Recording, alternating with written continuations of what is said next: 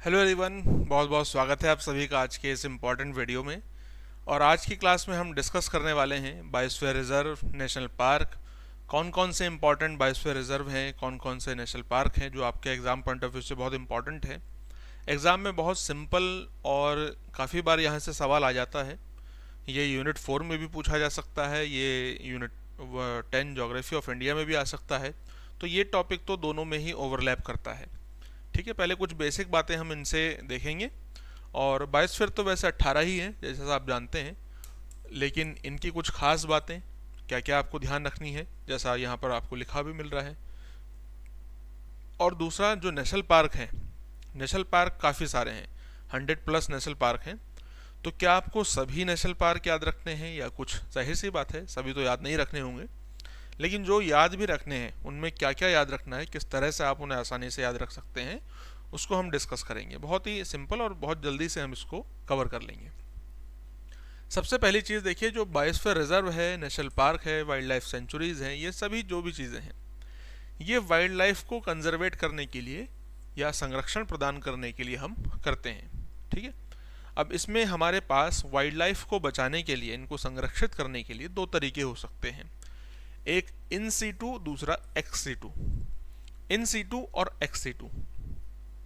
इन situ conservation का मतलब क्या है और एक्स सीटू में क्या है, इसको समझ लीजिए। अगर देखिए कोई भी प्रजाति, चाहे वो प्लांट की हो, एनिमल की स्पीशी हो, अगर हम उसे कंजर्वेशन या प्रोटेक्शन प्रोवाइड कर रहे हैं उसके खुद के नेचुरल हैबिटाट में, उसके खुद के प्राकृतिक वातावरण में, पर्यावरण में, तो उसे हम कहेंगे इन सीटू कंजर्वेशन। जैसे हम किसी फॉरेस्ट एरिया को बायोस्फीयर रिजर्व घोषित कर दें, किसी को हम नेशनल पार्क, किसी को वाइल्ड लाइफ सेंचुरी, अगर हम ये इस तरह से गवर्नमेंट के द्वारा किसी फॉरेस्ट एरिया को डेजिग्नेशन या उसको उपाधि दी जाती है संरक्षण के लिए, तो उसे इन सीटू तरीका कहा जाता है वाइल्ड लाइफ को बचाने का। लेकिन अगर मान लीजिए ये फॉरेस्ट एरिया, इसकी बहुत ज़्यादा क्षति हो चुकी है, बहुत ज़्यादा इसकी हानि हो चुकी है, और जो हैबिटाट है या जो आवास है उस प्रजाति का, वो बहुत खतरे में है, वो विनाश हो चुका है। ठीक है, तो ऐसे में उस स्पीशी को या उस प्रजाति को हम एक आर्टिफिशियल हैबिटाट, एक कृत्रिम आवास बना करके प्रोवाइड करेंगे जिससे उस प्रजाति को बचाया जा सके। तो ऐसे तरीके को जहाँ पर हम उस प्रजाति को एक कृत्रिम आवास बनाकर देते हैं, तो ये कहलाता है ex situ conservation. In situ में वहीं उसी फॉरेस्ट एरिया में बचाएंगे और एक्स सीटू में उस प्रजाति के लिए एक दूसरा हैबिटाट तैयार करेंगे, जिसमें एक्वेरियम हो सकता है, जिसमें बॉटनिकल गार्डन हो सकता है, जिसमें क्रायो प्रिजर्वेशन, डीएनए बैंक, जू, ये सभी जो तरीके हैं ये एक्स सीटू कंजर्वेशन के अंदर आएंगे। ठीक है, इनको आप ध्यान रखना। अब इसमें देखिए इंडिया जो है वो बहुत मेगा डाइवर्सिटी वाला कंट्री है। चाहे हम पॉपुलेशन के लिहाज से बात करें, चाहे हम एनिमल, प्लांट्स, या फिर हम इसको बोली, भाषा, धर्म, किसी भी तरह से बात करें, इंडिया तो बहुत डाइवर्सिफाई कंट्री है। जिसमें आप देखिए इंडिया में लगभग 8.6% मैमल्स स्पीशीज़ मिलती हैं, 13.7% बर्ड्स की स्पीशी हैं, 7.9% रेप्टाइल हैं, 6% एम्फीबियंस, 12.2% फिश हैं और 6% के आसपास फ्लोरिंग प्लांट्स हैं। तो इस तरह से इंडिया बहुत एक डाइवर्सिटी वाला कंट्री है, अगर हम प्लांट्स, एनिमल्स की स्पीशीज़ के हिसाब से भी देखें तो। अब इन सीटू तरीकों में देखिए, सबसे पहला हमारे सामने है बायोस्फीयर रिजर्व। ठीक है, बायोस्फीयर रिजर्व एक इन सीटू कंजर्वेशन का तरीका है, और बायोस्फीयर रिजर्व से आपको क्या क्या चीज़ें ध्यान रखनी है वो हम देखेंगे। पहली बात देखिए, बायोस्फीयर रिजर्व क्या है। बायोस्फीयर रिजर्व एक टेरेस्ट्रियल, एक कोस्टल इकोसिस्टम हो सकता है, ये एक क्षेत्र है, ये एक फॉरेस्ट एरिया होगा। ठीक है, ये एक टेरेस्ट्रियल, कोस्टल, किसी भी प्रकार का इकोसिस्टम हो सकता है जिसमें हम अबायोटिक, बायोटिक जो रिसोर्सेज हैं, मतलब जो बायोटिक मेनली जो रिसोर्सेज हैं, प्लांट्स, एनिमल, इनके कंजर्वेशन के लिए, इनके संरक्षण के लिए किसी भी क्षेत्र को, किसी क्षेत्र को जहाँ पर हैबिटाट डिस्टर्ब हो चुका है, ये हम डेजिग्नेट करते हैं बायोस्फीयर रिजर्व। और ये जो बायोस्फीयर रिजर्व का प्रोग्राम है, ये यूनेस्को के man and biosphere reserve programme के अंतर्गत किसी क्षेत्र को बायोस्फीयर रिजर्व का दर्जा दिया जाता है यूनेस्को के द्वारा। यह आपको ध्यान रखना है। अब देखिए, अगर किसी क्षेत्र को बायोस्फीयर रिजर्व का, नेशनल पार्क का, वाइल्ड लाइफ सेंचुरी का, रामसार साइट्स का, इस तरह का अगर दर्जा दिया जा रहा है तो वो बहुत बड़ी उपलब्धि नहीं है, बल्कि वो खतरे में है। इस वजह से उसको बायोस्फीयर रिजर्व घोषित किया है, इस वजह से उसे नेशनल पार्क घोषित किया है, या फिर उसे वाइल्ड लाइफ सेंचुरी या फिर रामसार साइट, क्योंकि वो खतरे में, उसे कंजर्वेशन की ज़रूरत है। समझ रहे बात? इसलिए इसे घोषित किया जाता है। तो ये बायोस्फीयर रिजर्व यूनेस्को का ये प्रोग्राम है जिसके अंतर्गत किसी क्षेत्र को वर्ल्ड वाइड बायोस्फीयर रिजर्व भी घोषित करते हैं। अब जो बायोस्फीयर रिजर्व जब घोषित किया जाता है तो उसके 3 मेन रोल होते हैं।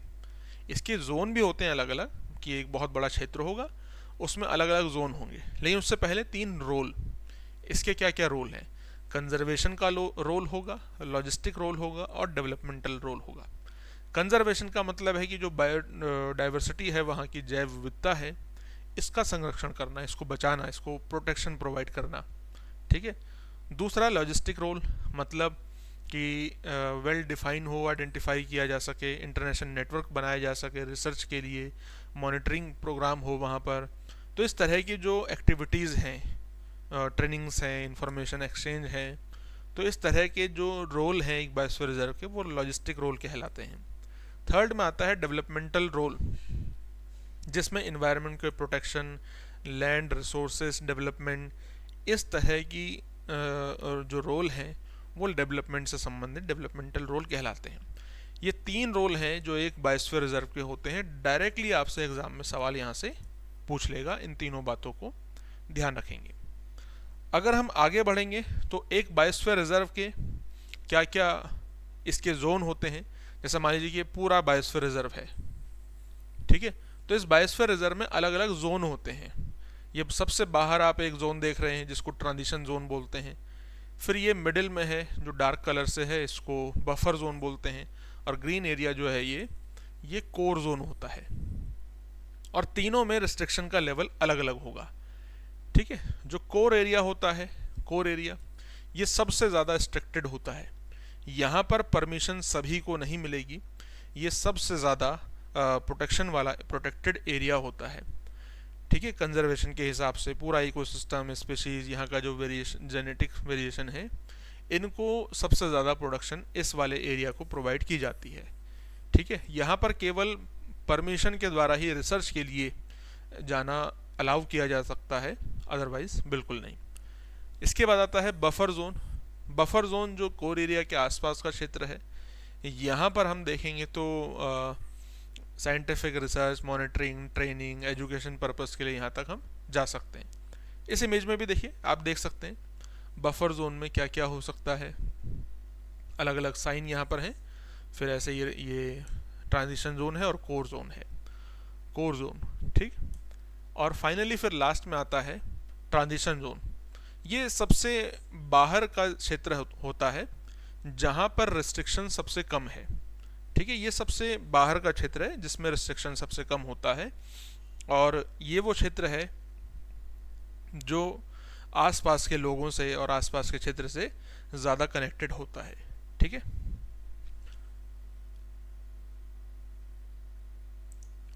ओके, आगे अगर देखें, अब इसके बाद बात आएगी कि कौन कौन से बायोस्फीयर रिजर्व हैं। लेकिन आगे बढ़ने से पहले आप सभी को ये बहुत इम्पॉर्टेंट इन्फॉर्मेशन बता दें कि 24 अक्टूबर से लेकर 3 नवंबर तक उत्कर्ष आप सभी के लिए लेकर के आया है दिवाली पर ट्रिपल धमाका ऑफर। ये ट्रिपल धमाका ऑफर क्या है? इसमें आपको कोर्सेज पर अप टू 90% का डिस्काउंट, एक्सटेंडेड 3 मंथ्स की वैलिडिटी, पेपर 1 का फ्री रिकॉर्डेड कोर्स, ये बहुत बेहतरीन कॉम्बो के साथ आप सभी के लिए उत्कर्ष की तरफ से ये ऑफ़र है दिवाली के इस शुभ अवसर पर, 24 अक्टूबर से लेकर 3 नवंबर तक। ऐसा कोई भी अगर ऑफ़र होता है जो, जैसा कि आपके सामने बेस्ट ऑफ़र है, तो ये बहुत लंबे समय के लिए नहीं होगा। टाइम आपके हाथ से निकला जा रहा है, लेकिन आपको इस टाइम का बेस्ट यूटिलाइजेशन करते हुए एप्लीकेशन पर जाना है। एप्लीकेशन पर जाकर और कोर्स में जो भी आपका सब्जेक्ट है आप उसमें एनरोलमेंट करा सकते हैं। जो भी चीज़ें आपको प्रिपरेशन के लिए चाहिए वो सभी आपको यहाँ प्रोवाइड की जा रही हैं, तो चिंता की कोई बात ही नहीं है। आराम से कोर्स में एनरोलमेंट कराइए, ऑफ़र है उसका लाभ उठाइए। और अपने दोस्तों के साथ भी इस इंफॉर्मेशन को शेयर कीजिए। ठीक है, अब देखिए बायोस्फीयर रिजर्व इंडिया में प्रेजेंटली 18 बायोस्फीयर रिजर्व हैं, जिनमें से आपको 18 तो याद रखने ही है, क्योंकि 18 हैं ये, इनमें से आधे के नाम तो आप जानते ही होंगे, सिंपल हैं। और अगर आप बायोस्फीयर रिजर्व याद रखेंगे, नेशनल पार्क याद रखने में हेल्प मिलेगी। नेशनल पार्क बहुत सारे जब याद रख लेंगे, wild life sanctuary, tiger reserve, लगभग वो आपको सिमिलर ही मिलेंगे। तो नेशनल पार्क एक ऐसी चीज़ है जो कि बाकी में भी काम आएगी फिर, इसीलिए नेशनल पार्क और बायोस्फीयर रिजर्व का टॉपिक हम लेकर आए हैं। ठीक है, जिसमें देखिए इंडिया का सबसे पहला बायोस्फीयर रिजर्व नीलगिरी बायोस्फीयर था।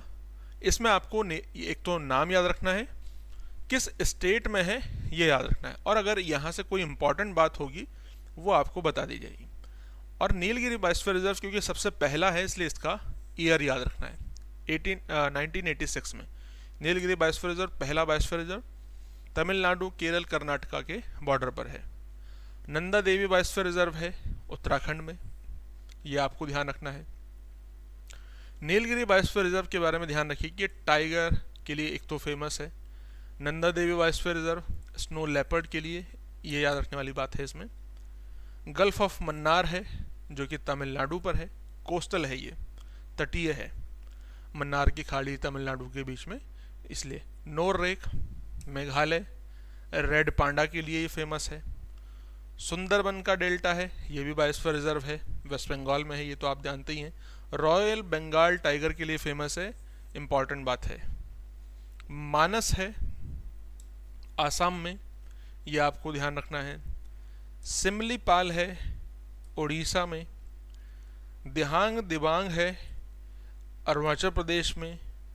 और पंचमढ़ी बायोस्फीयर रिजर्व है, पंचमढ़ी बायोस्फीयर रिजर्व आप सभी जानते हैं, मध्य प्रदेश में। ठीक है, तो ये कुछ बायोस्फीयर रिजर्व हैं। इसके बाद बाकी यहाँ पर है, 9 नंबर तक हम देख चुके थे।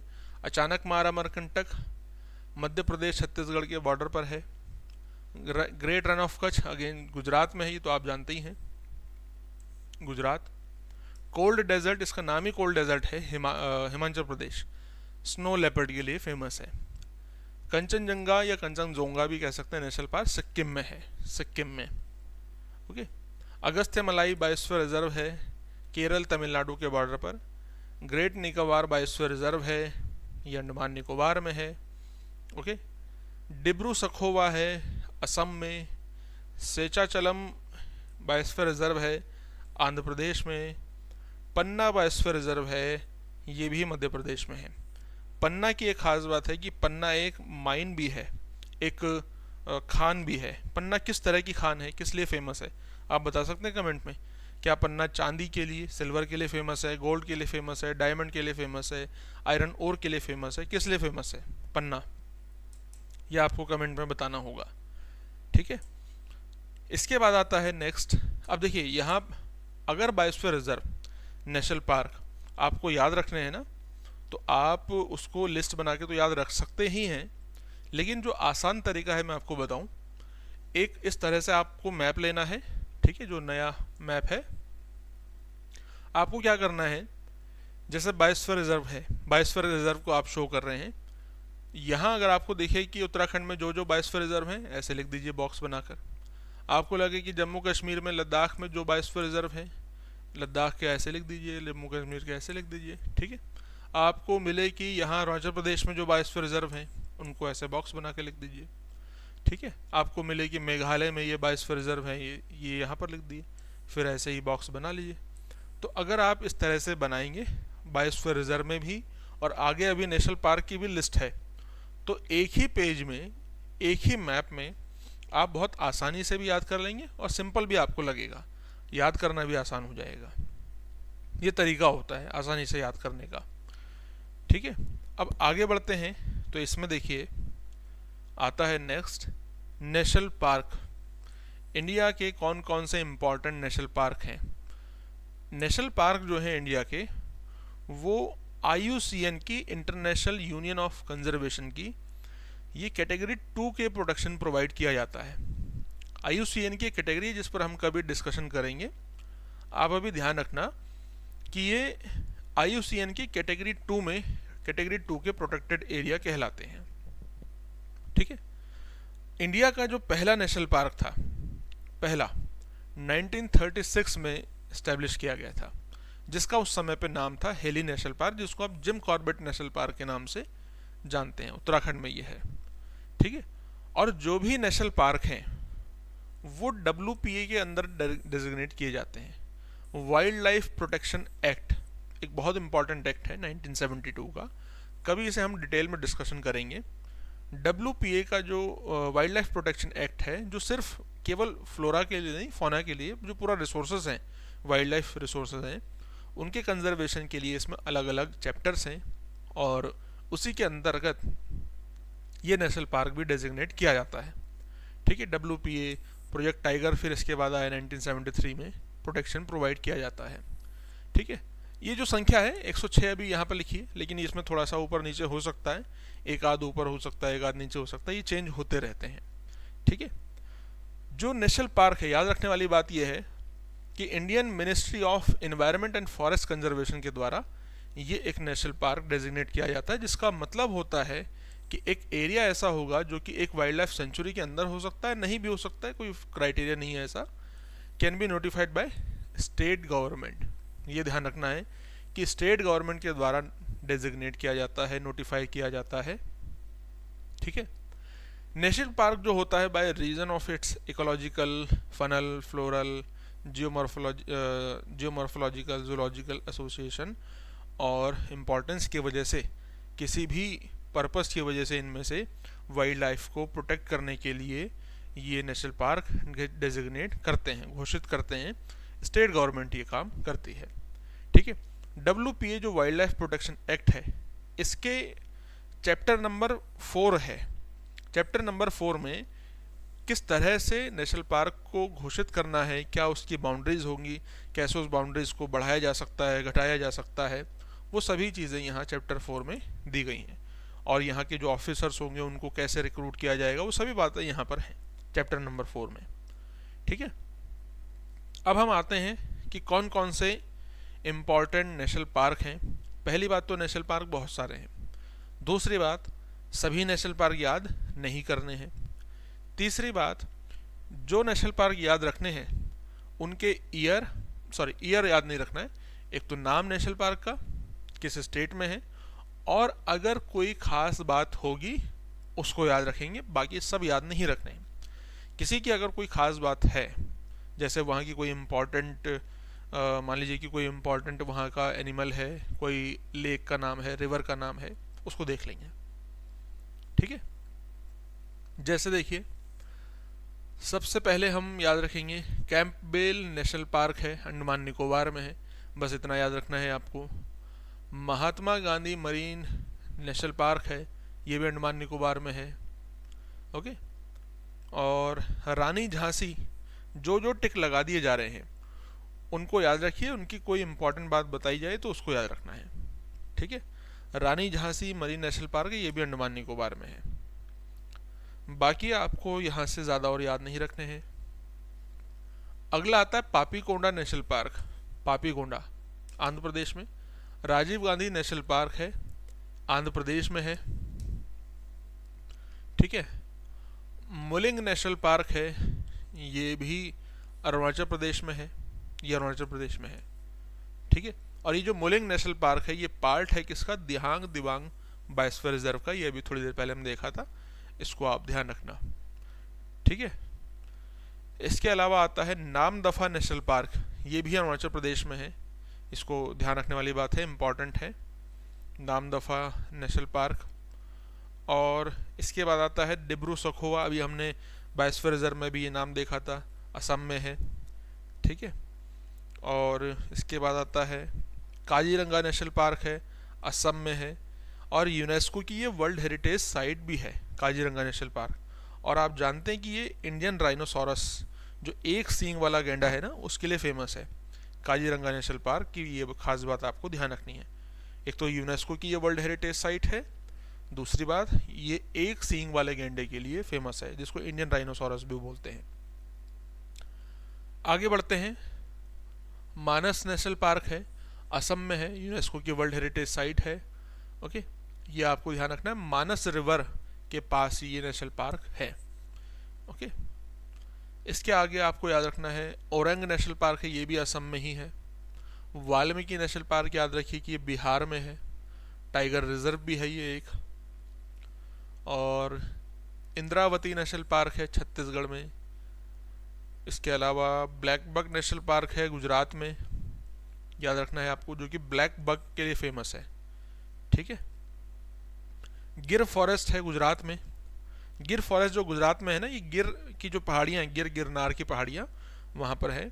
और ये जो इंडिया मतलब एशियाटिक लॉयन है, जिसको हम बब्बर शेर भी बोलते हैं, है ना, जो शेर होता है, लॉयन होता है, एशियाटिक लॉयन, उसके लिए फेमस है। इंडिया में सबसे ज़्यादा एशियाटिक लॉयन यहीं पर मिलते हैं, ये आपको ध्यान रखना है। शत्रुंजय रिवर के पास ये बायोस्फीयर रिजर्व है।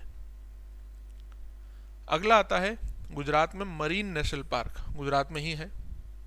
इसके अलावा आपको सुल्तानपुर नेशनल पार्क याद रखना है हरियाणा में। ग्रेट हिमालयन नेशनल पार्क याद रखना है हिमाचल प्रदेश में। ओके, इसके अलावा आपको काजीरंगा नेशनल पार्क याद रखना है, काजीरंगा नहीं, खीरगंगा नेशनल पार्क है हिमाचल प्रदेश में। पिन वैली नेशनल पार्क फिर से हिमाचल प्रदेश में।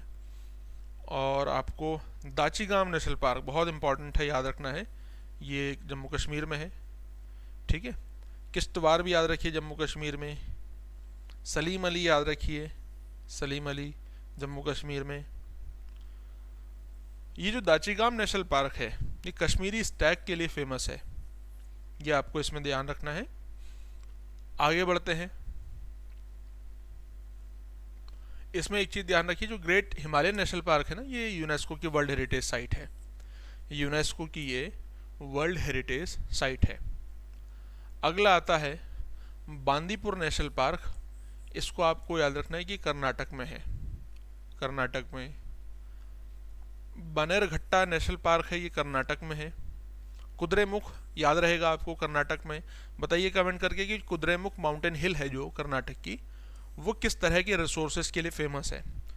कुद्रेमुख माउंटेन हिल किस रिसोर्स के लिए फेमस है, किसी मेटेलिक रिसोर्स के लिए फेमस होगी, ये आपको बता हिंट दे दिया है।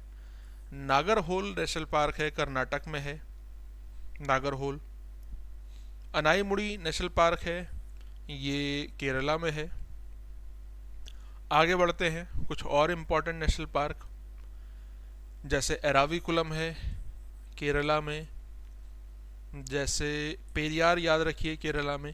ये सब नाम आपको शुरू में तो मुश्किल लगेंगे, लेकिन जब आप इनका मैप बना लेंगे, मैप बना के याद रखेंगे, और फिर जब आप इनको बार बार रिवीजन करेंगे ना, बार बार रिवीजन करते करते करते करते, ये आपको रिसोर्सेज के चैप्टर में भी कई बार हेल्प करेंगे, ये आपको रिवर्स के चैप्टर में, माउंटेन्स के चैप्टर में, अलग अलग चैप्टर्स में ये आपको हेल्प करेंगे। नाम बहुत सिमिलर मिलेंगे आपको अलग अलग चैप्टर्स में। केरल में Silent Valley National Park, Hemis National Park Ladakh, Bandhavgarh National Park Madhya Pradesh, Kanha National Park Madhya Pradesh, Kuno National Park Madhya Pradesh. Madhya Pradesh में बहुत सारे नेशनल पार्क हैं। ठीक है, पन्ना नेशनल पार्क है मध्य प्रदेश, और भी, लेकिन ये कुछ इंपॉर्टेंट हैं जिनको हमें याद रखना है। ठीक है, पेंच नेशनल पार्क है मध्य प्रदेश, संजय नेशनल पार्क मध्य प्रदेश, सतपुड़ा मध्य प्रदेश। कुछ तो वैसे भी याद रह जाएंगे। ठीक है, और संजय गांधी नेशनल पार्क है, ये संजय नेशनल पार्क, ये संजय गांधी नेशनल पार्क महाराष्ट्र में। केबुल लामजाओ मणिपुर, ये तैरता हुआ national park, floating national park बोलते हैं इसमें। इसमें मिलते हैं पुंडीज। पुंडीज पुंडीज क्या होते हैं, ये फ्लोट करते हुए छोटा सा लैंड एरिया होता है इस तरह का राउंड। अभी यहाँ पर है, शाम को यहाँ पर, फिर यहाँ पर, इस तरह से फ्लोट करते हैं।